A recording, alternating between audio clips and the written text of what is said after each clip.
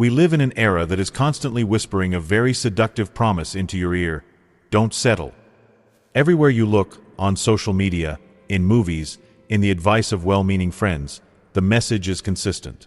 You are told that you are a queen, that you deserve the absolute best, and that if your current relationship feels stagnant, or boring, or just okay, then staying is a betrayal of your own potential. We are sold the idea that just around the corner, one swipe away, or one bold breakup away, there is someone who is taller, richer, more emotionally intelligent, and more exciting than the person currently sitting on your couch. So, you do the brave thing. You pack your bags. You leave the good enough man because you are convinced that great is waiting for you. But here is the part no one warns you about in those empowering Instagram quotes.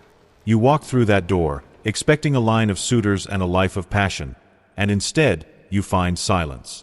You find a dating market that is chaotic, non-committal, and profoundly lonely.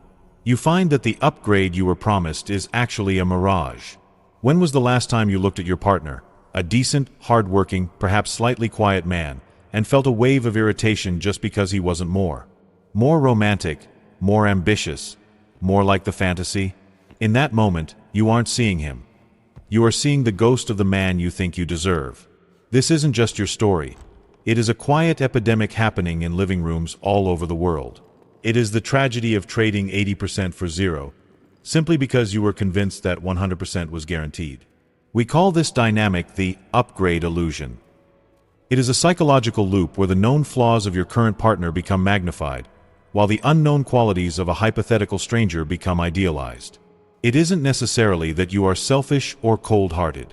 In fact, many women who fall into this trap are deeply romantic. They are people who value love so highly that they are terrified of wasting their lives on a love that feels mediocre. But this desire for the exceptional often blinds us to the value of the sustainable. You start comparing your husband's behind-the-scenes footage, his tired face after work, his predictable jokes, his silence during breakfast, with another man's highlight reel. You compare the man who pays the mortgage and fixes the sink with the charming stranger at the coffee shop or the witty colleague who always seems to say the right thing. It is an unfair comparison, because you are weighing 3 years or 10 years of complex reality against 10 minutes of curated performance. This dissatisfaction doesn't just spring up out of nowhere. It is fed by a modern culture that treats relationships like consumer products. We are taught that if a phone slows down, we buy a new one. If a job gets boring, we switch careers. Naturally, we apply this same logic to love. We begin to view our partners not as human beings to build a life with, but as accessories that reflect our self-worth. If he isn't exciting, does that mean I am boring? If he isn't successful enough, does that mean I have low standards? This internal questioning creates a silent resentment. You might not say it out loud, but your energy shifts. You stop trying. You stop nurturing the connection because you have already mentally checked out, convinced that your real life is waiting for you somewhere else, with someone else. However, we have to look deeper than just modern culture. Psychologically, this constant scanning for an upgrade is often a defense mechanism. It is a way to avoid the hard, messy work of real intimacy. When you are focused on what is missing in your partner, you don't have to look at what is missing in you. It is much easier to blame his lack of ambition or his lack of romance than it is to ask yourself why you feel so empty even when things are calm. Many of us are addicted to the highs and lows of early romance, the dopamine rush of the chase. When that chemical high inevitably fades and settles into the stable, quiet companionship of long-term love, it feels like a loss. You mistake stability for stagnation. You mistake safety for boredom. And in that confusion, you make the decision to run. There is a very common pattern known as the 80-20 rule in relationships. Most good, solid partners give you about 80% of what you need: loyalty, friendship, stability, shared history. But they might lack the other 20%. Perhaps the mystery, the wild excitement, or the specific type of emotional validation you crave in a specific moment. The tragedy is that many people leave the 80% hoping to find that missing 20. And they do find it. They find a man who is incredibly exciting, charming, and unpredictable. But very quickly, they realize that this new person only has that 20%. They have none of the 80%. No loyalty, no consistency, no willingness to build a life. You essentially trade a slightly boring diamond for a very shiny piece of glass. This isn't to say that you should stay in a miserable or abusive relationship. Not at all.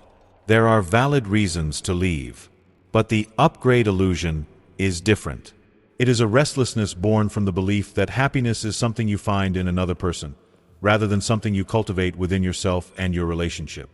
It is the belief that the grass is greener on the other side, without realizing that the grass is only greener where it is watered. By the time many women realize this, they are standing on the other side of the fence, alone, watching someone else water the lawn they left behind. To understand why a woman walks away from a good man, we have to look past the surface complaints. It is rarely just about the dirty socks on the floor or the fact that he forgot an anniversary. Those are usually just the breaking points, the final cracks in a dam that has been holding back water for years. Deep down, the driving force is often a profound, aching loneliness that feels sharper because she is not technically alone.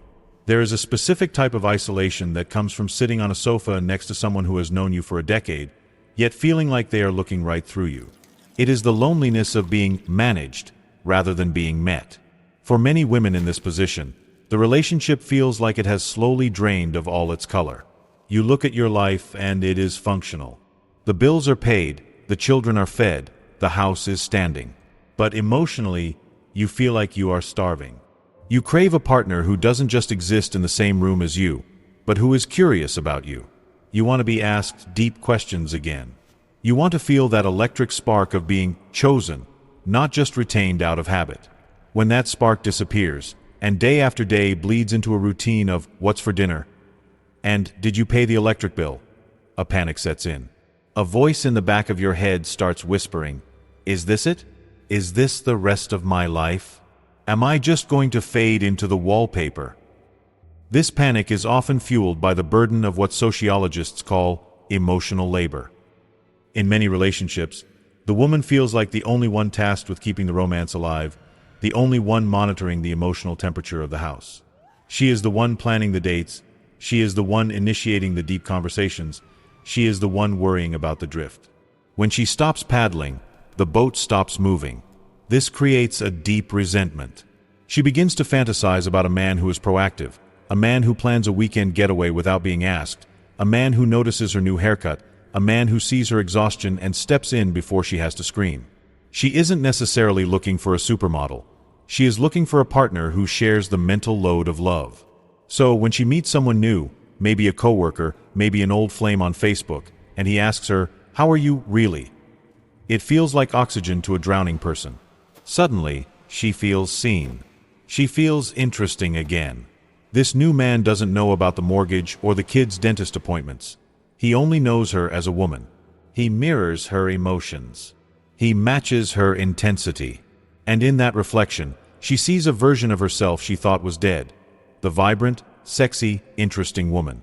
She convinces herself that her husband is the one suppressing this version of her, and that this new man is the key to unlocking it. She thinks, my husband makes me feel old and tired. This new guy makes me feel young and alive. There is also a fear of settling that is unique to the modern female experience. Women today are often high achievers. You have worked hard on your career, your health, your personal growth. You read the books, you go to therapy, you try to evolve. If your partner is content to stay exactly where he is, if he has no interest in growth, no desire to explore his own psyche, it can feel like he is an anchor dragging you down. You start to view his contentment as laziness. You view his stability as stagnation. You tell yourself that you need a power couple dynamic, someone who will run alongside you, not someone you have to drag across the finish line. It is important to acknowledge that this feeling is real and valid. It hurts to feel unmatched. It hurts to feel like you are speaking a language your partner has forgotten how to speak. But the danger lies in how this pain is interpreted. The woman often interprets her unhappiness as a sign that he is the wrong person, rather than a sign that the relationship, like all long-term things, has entered a winter season. She assumes the connection is dead, when it is often just dormant. She projects all her unfulfilled needs onto a fantasy future. In this future, she imagines a man who is strong but vulnerable, successful but available, exciting, but safe. She imagines a life where she never has to ask for attention because it is given freely. She falls in love with the potential of what could be, and compared to that shining, perfect potential, the reality of her husband, eating leftovers in his sweatpants, too tired to talk, looks unbearable. She isn't leaving him because she hates him. She is leaving him because she has fallen in love with a ghost of the life she thinks she is owed. And the tragedy is, she often doesn't realize how much of her own safety was built on the back of the very man she is now leaving behind. Now, I want to turn my chair and speak directly to the men watching this.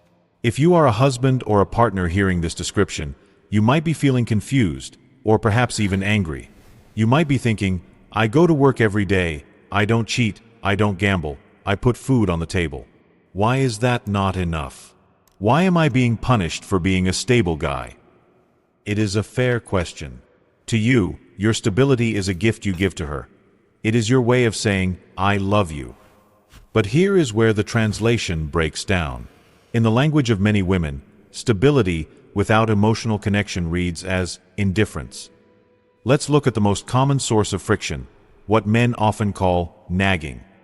When she comes to you for the third time this week complaining that you didn't plan the date night, or that you didn't ask her how her presentation went, your male brain likely interprets this as a performance review.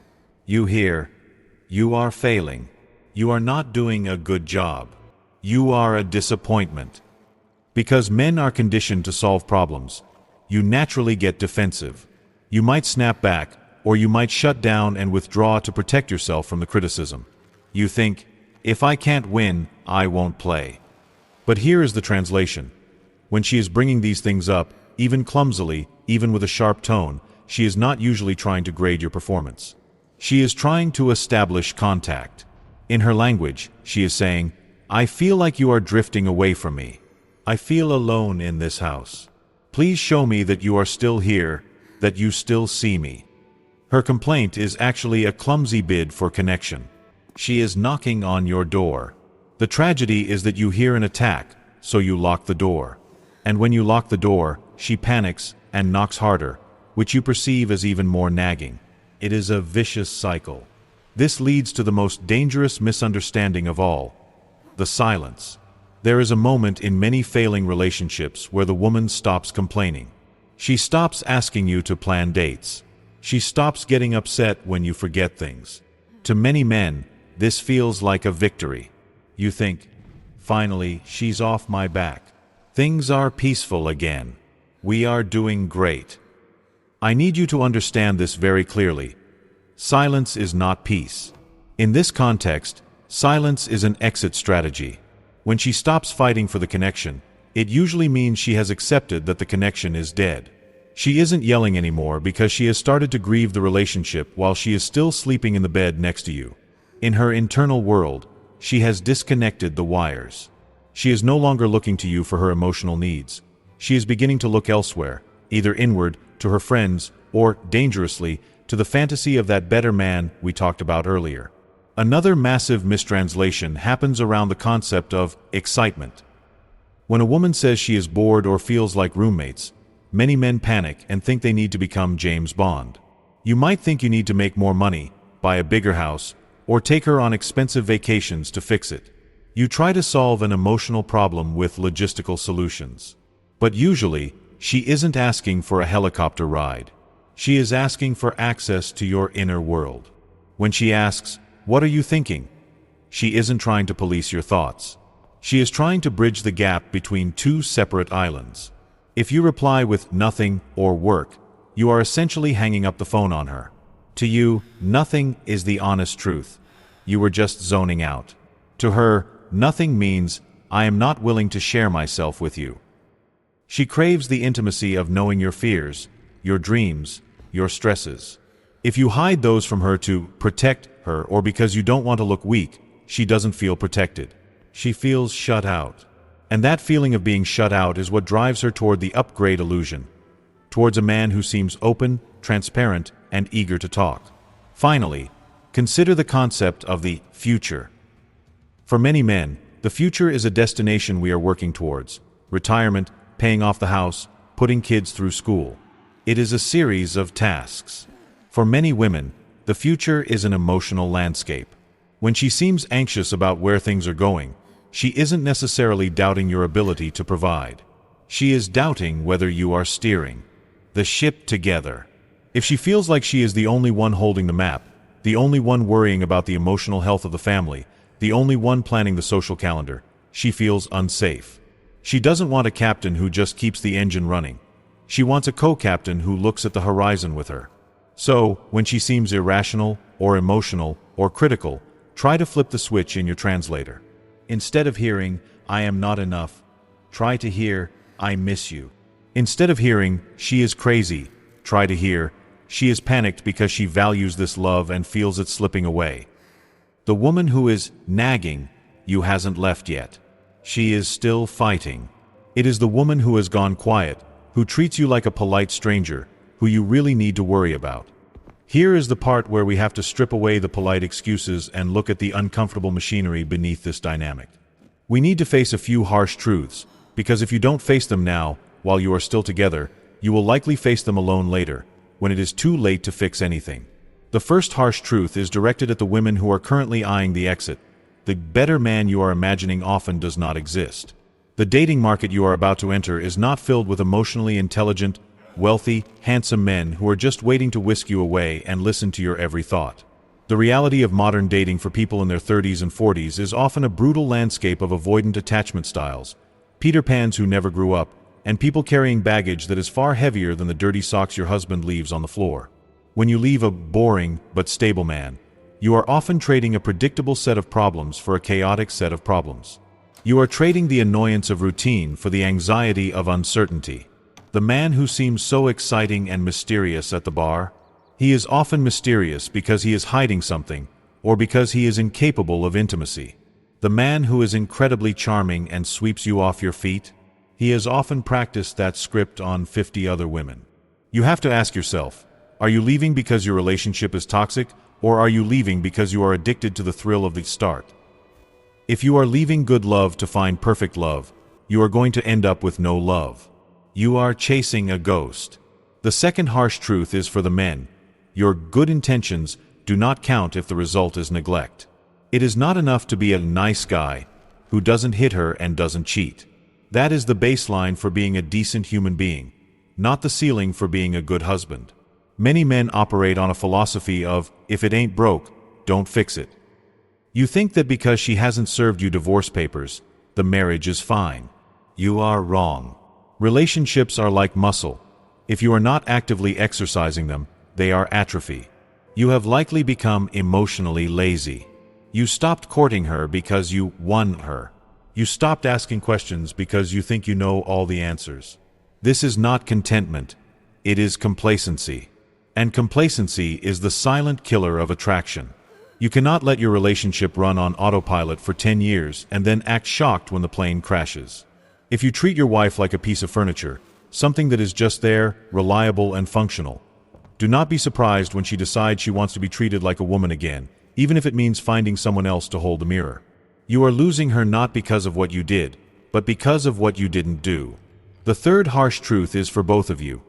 You are trying to use your partner to fill a hole in your own soul. This is the deepest and most uncomfortable mechanism at play. Many of us secretly believe that if we just find the right person, we will finally feel whole, confident, and alive. When the relationship settles and we still feel insecure or bored, we blame the partner. We say, he doesn't make me happy, or she stresses me out. But the truth is, no other human being can be the sole source of your happiness. No man can be your father, your best friend, your lover, your therapist, and your career coach all wrapped in one.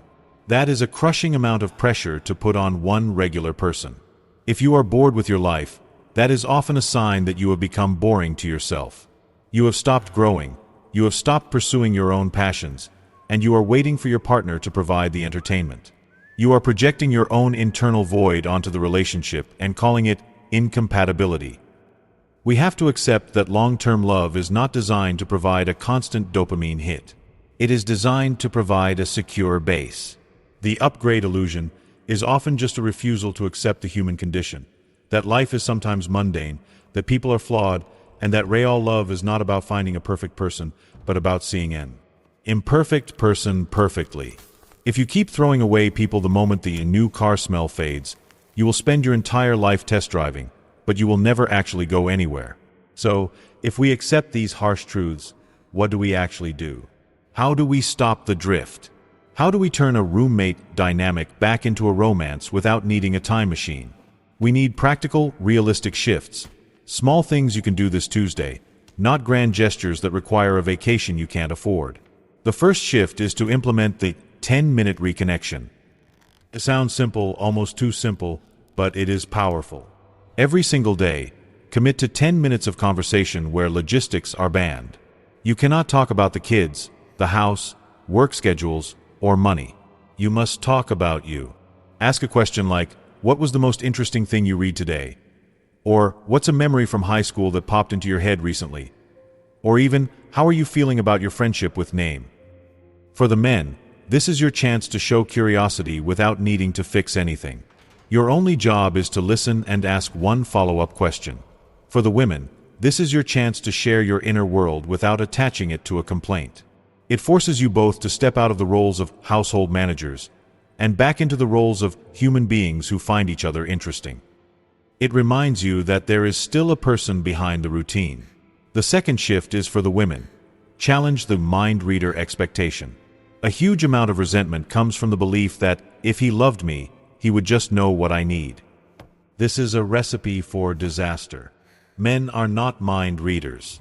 If you want him to plan a date, say, I would love it if you planned a dinner for us this Friday. It would make me feel really special.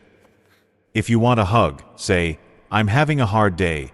Can you just hold me for a minute? This is not doing his work for him. This is giving him the map so he can succeed. When you express a need clearly and vulnerably, without anger, you give him a chance to be the hero. And when he does it, even imperfectly, reward him. Say, thank you, that meant a lot. Positive reinforcement builds new habits far faster than silent resentment ever will. Stop testing him to see if he fails, and start helping him to win. The third shift is for the men, the microbid awareness. Relationship expert John Gottman talks about bids for connection. A bid is anything small, her pointing out a bird, her sighing at a news headline, her making a joke. When she does this, she is reaching out. You have two choices: turn away, ignore her, grunt, or turn toward, acknowledge her. You don't need to have a deep philosophical debate. Just turning toward her and saying, "Oh, really? Show me," or "That's funny," deposits a coin in the emotional bank account. If you ignore these tiny moments, the bank account goes empty. Start noticing when she is trying to connect with you in small, seemingly insignificant ways. Those moments are the glue of the relationship. If you catch them, she feels seen. If you miss them repeatedly, she feels invisible. Finally, for both of you, revive the newness intentionally. The brain craves novelty. That is why the upgrade illusion is so powerful. It promises something new.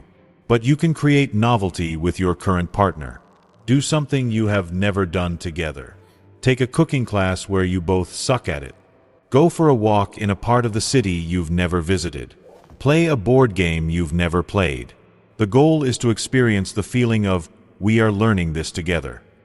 When you are both out of your comfort zone, you rely on each other again. You laugh together again. You break the script of the couch and the TV. You don't need a new partner to feel excitement. You just need a new context for the partner you already have. You can discover new sides of a person you've known for 20 years, if you just change the lighting. To close this out, I want you to take a deep breath. We have covered a lot of heavy ground today, and if your chest feels a little tight, or if you feel a lump in your throat, that is okay. It means you are still invested. It means you still care. The truth is, none of us were handed a manual for this. We are all just stumbling around in the dark, trying to figure out how to merge two separate universes into one without causing a collision. Most of us are just wounded children trying to love from inside adult bodies. When we get scared, we run. When we feel unheard, we shut down. When we feel unloved, we look for an exit. That is not because we are bad people. It is because we are human. The upgrade illusion is so tempting because it promises a world where love is easy, where connection is automatic, and where we never have to feel lonely again. But that world does not exist. Real love, the kind that lasts decades, the kind that survives raising children, paying mortgages, and aging parents, is not a fairy tale. It is a construction site. It is messy, it is loud, and sometimes it looks like nothing is getting built. But if you keep showing up, if you keep laying the bricks, you eventually build a shelter that can withstand any storm. There is a profound beauty in long-term love that the upgrade can never give you. It is the beauty of being known. It is the comfort of sitting in a room with someone who knows exactly how you take your coffee, who knows your history without you having to explain it, and who has seen you at your absolute worst and chosen to stay. That kind of safety is rare. It is precious, and it is worth fighting for. If you are standing with one foot out the door, I invite you to pause. Look at the person across from you, not the roommate who forgot the milk, but the person you once fell in love with. They are still in there, buried under layers of fatigue and misunderstanding, just like you are. Before you walk away to find someone better, try to see if you can find the better version of the relationship you already have. You might be surprised to find that the person you have been looking for is the one you have been sleeping next to all along. If you heard yourself in this story, if you felt the sting of recognition, maybe this is your invitation to stop fighting alone and start speaking honestly, even if your voice shakes. Put down the armor. Open the door you locked. Let them back in. If this video helped you see your relationship through a clearer lens, please click the like button so this message can reach other couples who are struggling in silence. If you know someone who is lost in the upgrade illusion, share this with them. It might be the conversation starter they desperately need. And don't forget to subscribe to the channel. We are building a community here that values understanding over blame, and we want you to be a part of it. Thank you for listening, and until next time, take care of your heart and take care of each other.